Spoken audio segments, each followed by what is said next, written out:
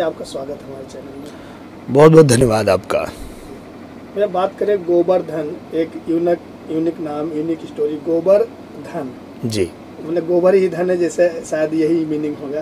क्या कहना चाहेंगे इस फिल्म को लेकर? हाँ, ये मेरे जो बहुत ही पसंदीदा निर्देशक मंजुल ठाकुर जी, जिन्होंने हिंदुस्तानी 2 बनाया, जिन्होंने राजा बाबू बनाया मेरे साथ में, और तो बहुत सारी फिल्में किया उन्होंने, और लोगों को बहुत पसंद आई उनकी फिल्म। तो उन्होंने जब मुझे ये स्टोरी सुनाया तो वो इसका टाइटल लेके आए थे कारीगर, और जब मैंने पूरा सुना, कहानी सुना, तो मैंने कहा कि भैया तो इसका नाम आप कारीगर क्यों रखे हैं, इसका नाम तो गोवर्धन होना चाहिए।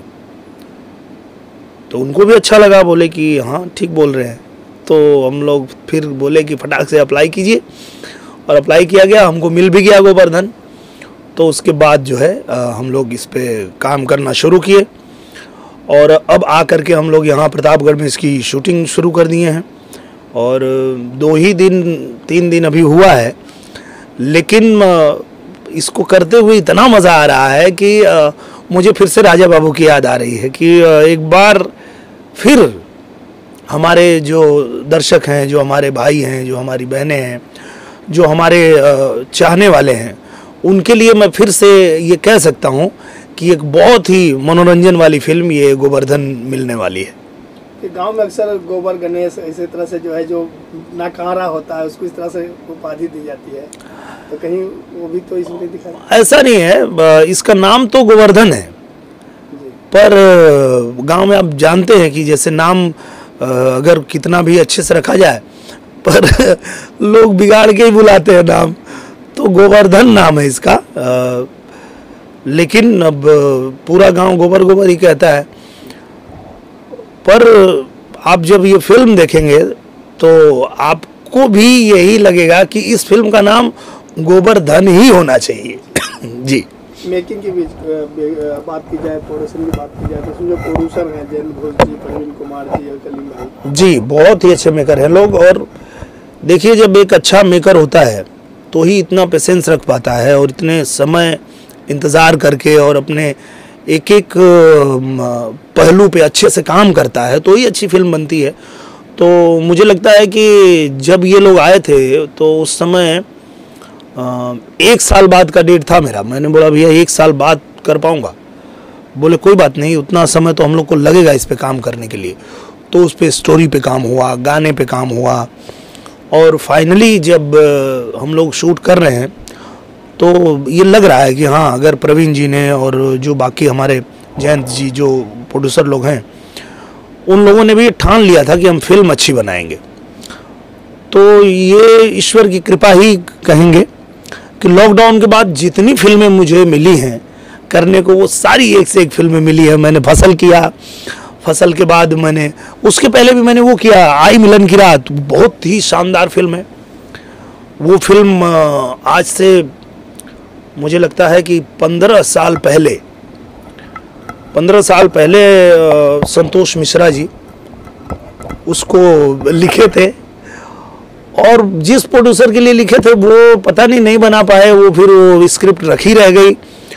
और अभी अचानक जब हम लोग लॉकडाउन के बाद शूटिंग करने के लिए आने लगे इनकी एम.आई. राज जी की, तो एम.आई. राज जी ने जो मुझे स्क्रिप्ट दिया, मैं बोला अरे भैया ये तो फिल्म बन चुकी है, ये आप स्क्रिप्ट कहाँ से लेके आ गए? तो बोले आए, तो अब तो हम लोग को जाना है तुरंत शूटिंग पे, अब क्या करें?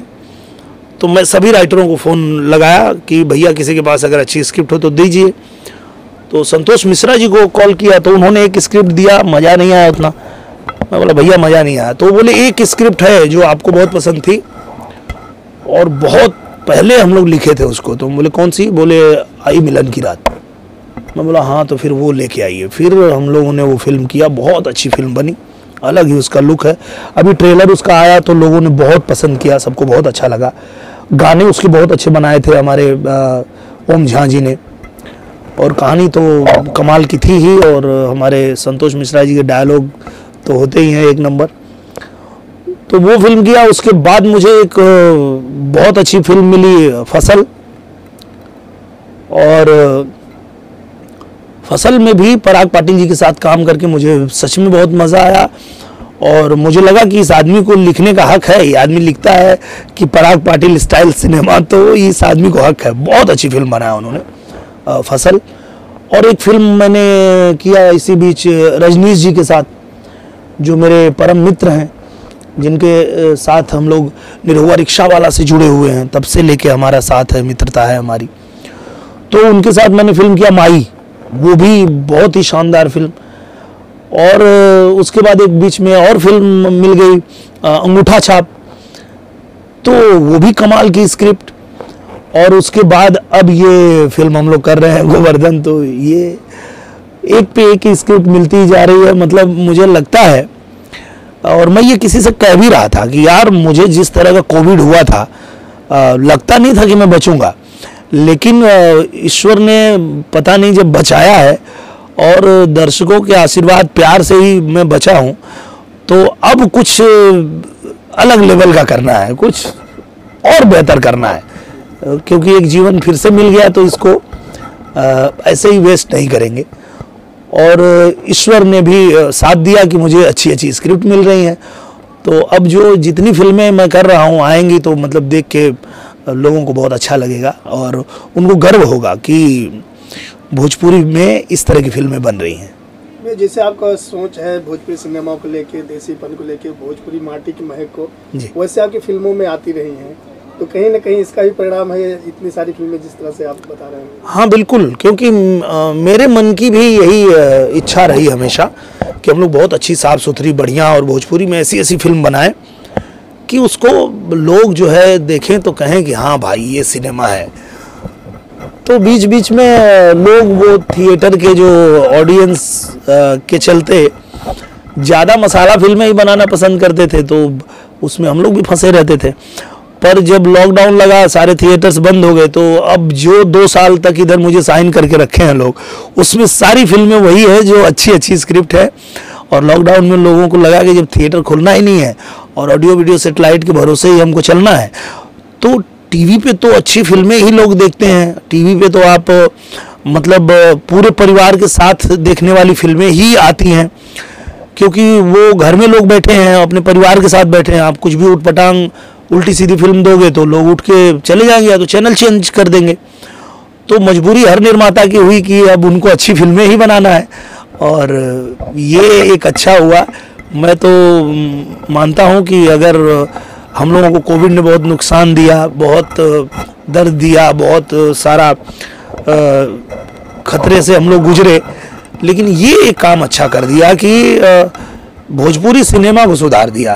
भोजपुरी सिनेमा में लोग मसाला फिल्में छोड़ के और अब फसल, माई और अंगूठा छाप, गोवर्धन, इस तरह की अच्छी स्क्रिप्ट पे काम कर रहे हैं, तो ये अच्छा लग रहा है। मैं बात करें निर्माता पे, जैसे फिल्म निर्माण में हमेशा अच्छी फिल्में बनती है, ऐसे में जो फिल्म वितरक हैं बिहार में अच्छी अच्छी फिल्में रिलीज करते हैं, प्रवीण कुमार जी, अब प्रोडक्शन के क्षेत्र में एज ए प्रोड्यूसर भी उतर गए हैं, क्या कहना चाहिए प्रवीण जी के बारे में?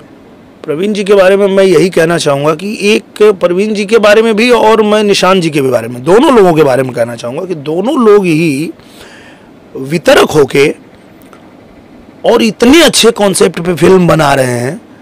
नहीं तो नॉर्मली मसाला फिल्में ही पसंद करते हैं जो वितरक लोग होते हैं, जो डिस्ट्रीब्यूशन करते हैं, उन लोगों को मसाला फिल्में ही चाहिए होती है।